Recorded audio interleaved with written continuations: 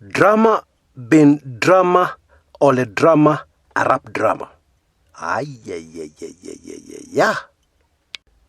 Folks, today's video is moto ya kuotea mbali. Tena mbali sana. Now, as a journalist for many decades, I try my best not to exaggerate. And I believe I'm not exaggerating in the way I've introduced this video. Topic of this video: the relationship between the President, His Excellency Raila Odinga, and Deputy President William Samoei Ruto. Yeah, the crux, the roots that has led to their current relationships, which has had the effect of completely changing, revolutionizing the political landscape in Kenya as we knew it before. Now, I don't know everything. Yeah. However, I'm always trying to find out, what is really happening. I don't like mysteries, and I'm tenacious and stubborn and persistent in following up leads, in an effort to solve mysteries. The reason why I don't like mysteries is if you have a mystery somewhere, surprises will happen all the time, and nasty surprises at that. Things you did not expect. I'm now talking about our lives, not even politics. You should be very keen on what is happening around you. People around you change their behavior. They start behaving strangely. That's not something to brush off. Find out quickly what has caused that. Get to the root of it. Why? So as to avoid nasty surprises going forward. And it is the same in politics. People are behaving in a strange way. Something unexpected happens. For instance, the handshake on March 9th, 2018, that took everybody by surprise. You don't just brush it aside, make assumptions. You keep asking yourself, why? Why did it happen? What forced it? Etc., etc. And then as you continue in your frustrations of digging for information, I go through that a lot. Suddenly, somebody says something, that makes everything fall into place very neatly. And that is exactly what has happened. And that is why I've promised you, this is a video, moto ya kuotea mbali sana. Okay? So let's get down to it. And I suggest you switch off your phone, or you put it on silent. Although I'm laughing, I'm very serious. Okay? I'll give you a few seconds to do that. I know in some devices, the pause button is complicated kidogo. The button to pause. So I'll give you a few seconds to put yourself together, and then we get started.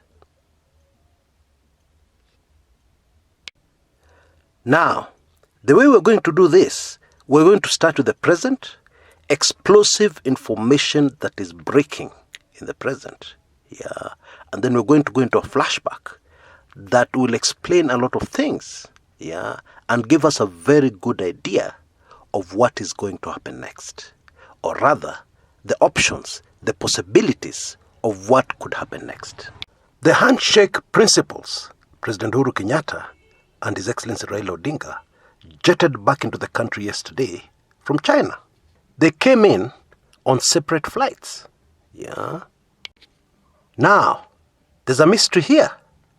What were the handshake principles doing?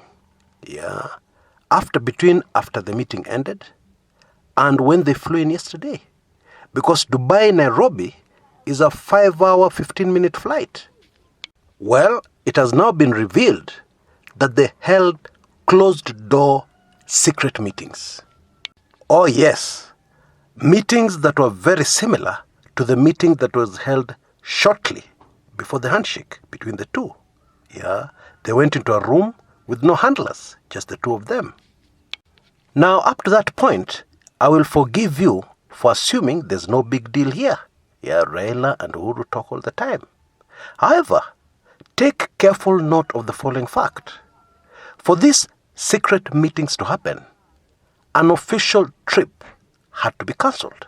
Oh yes, the trip to Saudi Arabia. Now, the president's chief of staff, Nzioka Waita, explained to the press that the reason why the trip to Saudi Arabia, which was supposed to happen immediately after China, the reason why it was cancelled was because half of those the president was going to engage were in preparations for Ramadan. Well, Bwana Waita is doing his job. Yeah, and his job is to make things look normal as possible. However, I assure you, nothing here is normal. It is rather obvious that the Saudi Arabian trip was cancelled because Raila and Uhuru were in an emergency meeting. An emergency meeting that took at least 2 days. And it is not too hard to guess what triggered this emergency meeting. But we'll come back to that in a minute. Or rather, later. But I've started with this latest developing news because it is important. It is important in the jigsaw puzzle. So let's go to the explosive exposure which made everything fall into place, as far as I'm concerned. Which made pieces of information I've received since 2017 very shocking and unbelievable information. All of it falls into place. And I'm going to share all of it with you. Now, the big trigger was a man called Maina Kamanda, a nominated legislator for Jubilee. Maina Kamanda lost the Starehe seat to Jaguar, the famous musician, in the August 2017 general elections. Actually, what happened is that Maina Kamanda won the initial Starehe Jubilee nominations under dodgy circumstances. And when it was repeated, Jaguar prevailed. So Maina Kamanda was out. But he was nominated by the Jubilee Party and is a legislator, he's in parliament. Maina Kamanda has said, wait for this one, that ODM and specifically Raila Odinga saved Uhuru Kenyatta from impeachment by the DP Ruto camp. In other words, a looming impeachment motion that was going to succeed, engineered by Deputy President William Samoei Ruto, is the single event, the single most important thing that forced the handshake between President Uhuru Kenyatta and Raila Odinga. Now, of course, the immediate question that comes to mind is why on earth would the deputy president want to impeach the president, or at least organize in the background a plan to impeach the president immediately after they had won the general elections? Because this drama unfolded in early 2018. You'll remember the elections in 2017 dragged on until almost the end of the year because there was a repeat election in October. The repeat election plus swearing in plus settling in, etc., etc. So early 2018 was very early in the new re-elected administration. Why would Ruto want to impeach the president then? Now, to answer that question, we must go back. And we must go back to the year 2016. In 2016, I had retired from politics. I had completely retired from political commentary. After 11 solid years of the Kumekucha brand, of living a life of always looking over my shoulder,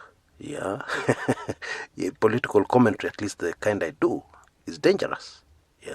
So after all those years, I was determined to settle down to a normal life, to give my family a break, to create an environment where they could live a normal life without all the elaborate security-related measures I used to take to survive. And at that time, I drifted very far away from Almighty God, so I didn't know what His plans were. So, God forces things. If you can't listen, He creates circumstances where you will have no alternative but to go in the direction He wants you to go. And that's exactly what happened.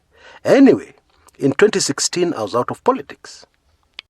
In fact, I avoided politics. And sometimes my old contacts would call me and they tell me, Chris, unajua, this is what's happening. Yeah? Are you sure you're in retirement? And I would get annoyed, yeah, despite the very valuable information they were giving me. And I would try and ask them, yeah, what language do they not understand about the word permanent retirement? Anyway, one of these pieces of information I received was that there was a major breakup. By the way, this was in 2016, eh? There was a major breakup, yeah, very serious breakup between President Uhuru Kenyatta and his deputy, William Ruto. Now, despite being annoyed at being disturbed in my retirement, yeah, this information piqued my curiosity. I was shocked. How did that happen? These people are brothers. And my impeccable source told me that the reason has to do with the 2022 elections. And I asked them, are you crazy? What are you talking about 2022? Jubilee has not even gone through the 2017 elections. Why are they already thinking about the 2022 elections? And my source responded, Chris, you've covered politics for many years. You know what happens. Jubilee are not worried, yeah, about the 2017 elections. They'll be re-elected. And that conversation ended, and I went back to my life, away from the stress of politics. In late 2016, I was back in politics. And that's a story for another day. But one of the first things I noticed when I landed back in active politics was the body language between the president and his deputy. It had changed very dramatically. Everything I saw seemed to confirm what this impeccable source had told me. And then in January, the president's mother, Mama Maina Kamanda, visited retired President Daniel Arap Moi. I covered that visit in great detail on this channel. Yeah, this channel was then very new, yeah, just a few subscribers. This was January 2017. Then in February 19th, 2017, real drama. Deputy President William Samoei Ruto turned up, yeah, for a meeting with people like Johnson Sakaja and Moses Kuria and others, other Jubilee insiders, at a butchery. Yes, you got me right. At a butchery in Dagoretti Corner.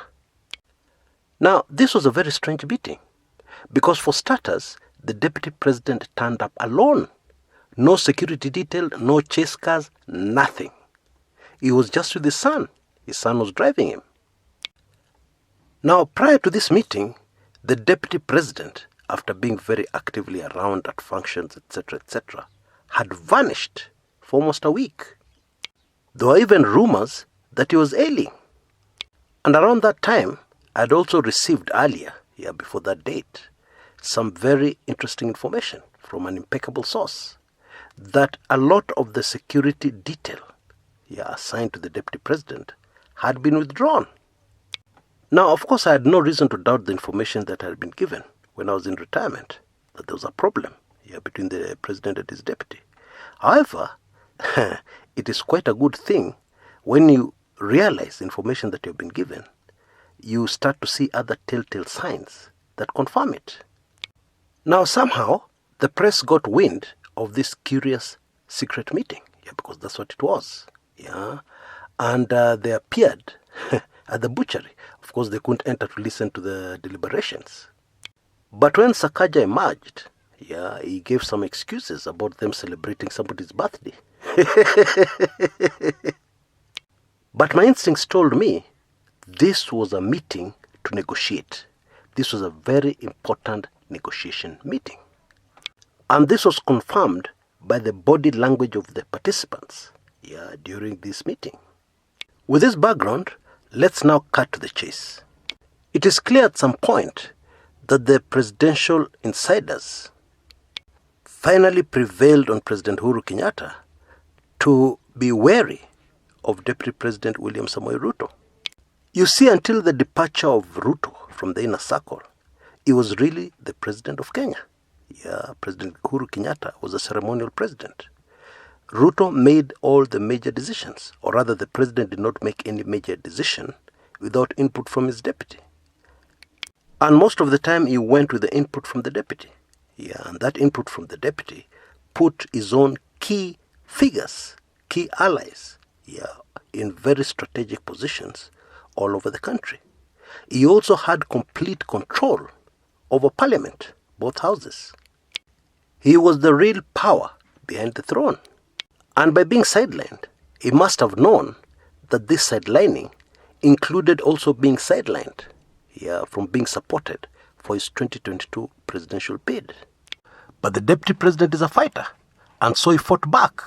And this neatly explains, his insistence, on campaigning for 2022 and ignoring directives from his boss, the president, to stop tangatangaing all over the country, campaigning.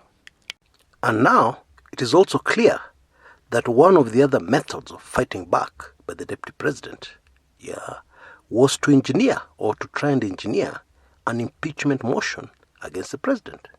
Because the truth is, even if it was you, just imagine you're Ruto, you would treat this presidency as yours. If you had done all the things Ruto did to make the Uhuru Kenyatta presidency possible, against great odds.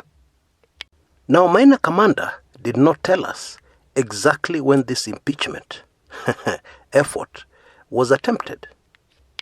Most people will assume that it was after the general elections. However, I look at it differently. There's another possibility. It is very possible, that this impeachment attempt was made in late 2016. And my theory is that this is what triggered the fallout between the president and his deputy. And the meeting in Dagoretti was a meeting for truce, and to negotiate how they were going to keep up appearances, ahead of the general elections. But even as they went through the general elections, with all the controversies and repeat elections, etc., at the back of his mind, the deputy president knew, that this battle would have to be revisited after the new government settled in. And therefore my theory is that both sides, the deputy president and the president, were fighting for Raila's attention and Raila's support up until the handshake on March 9th. And this would also explain the personal bitterness that the deputy president seems to have against Raila, because it's personal. And we know the deputy president is a very emotional person. He was bitter that Raila chose Uhuru instead of choosing Ruto and drama. You can imagine what kind of drama would have unfolded in our country had Raila gone the Ruto side. Well, I can tell you one thing. Raila has known President Uhuru Kenyatta for a much longer time than he has known DP William Ruto. Raila used to play with Uhuru when they were kids. He was the older kid, of course, and used to carry Uhuru on his back and was very protective of Uhuru.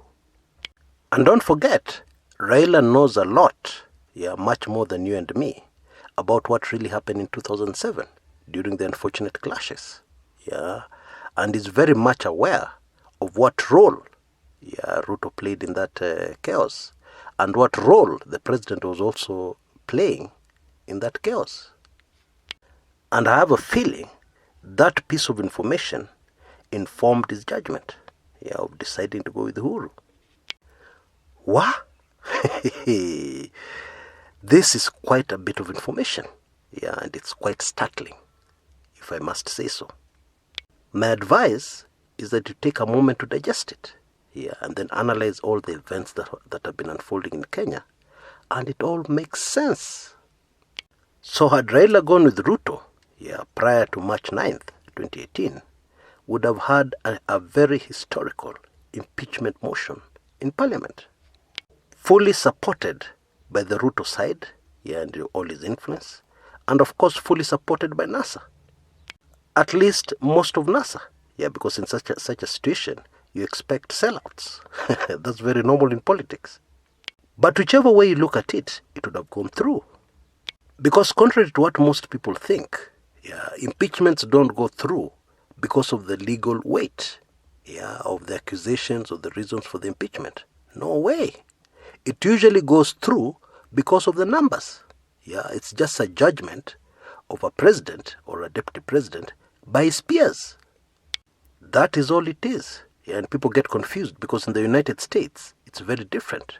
Yeah, because the president of the Supreme Court, yeah, is the one who presides over impeachments. Yeah, so the legal angle has to be very strong. Now back to the immediate present. Yeah. Now, why did Raila and Uhuru have an emergency meeting? I'm guessing it's because the loan didn't come through. And the loan from China, yeah, was linked to so many political moves, yeah, very carefully, intricately, yeah, planned political moves, that the handshake team, or rather the handshake principles, were going to pull off, yeah, immediately after they got the money from China for SGR2. And because the money didn't come through, they had to go back to the drawing boards as a matter of urgency. Folks, it will be very interesting to see the political events, yeah, that will unfold in our country in the next few days and weeks. You see, there was even very massive investment, yeah, towards getting this loan from China. Yeah, for instance, the Huduma number. Rolling out the Huduma number so urgently definitely had something to do with the SGR2 loan, yeah, that was expected from China. And there are a lot of other investments, yeah, in time and money that was put in by the government towards this SGR2 loan. And now that it fell through, what next? That's a big question. And I firmly believe what the handshake principles were discussing in Dubai for over 2 days was exactly that. Yeah, deciding and planning what will happen next now that the SGR2 loan, yeah, is not coming. Maybe I can speculate and say they could raise the money locally. Yeah, it's possible. Yeah, if they get creative, they could raise the money locally to complete SGR2 because it's important. Yeah, now that we are in it, now that SGR1 is already there, we have no option but to complete this project. In my view, it will be a lot worse if we don't complete it. Yeah, I know many of you will not agree. Yeah, but that's my view as of now. Of course, I'm flexible. My view could change tomorrow, especially if you convince me otherwise. Wow, that was quite a video. I'm sweating. Quite a lot of information there. A lot of it quite sensitive. And so I've had to tread very carefully. But I hope I communicated. I hope I got the information across. Until next time, this is Chris Kumekucha.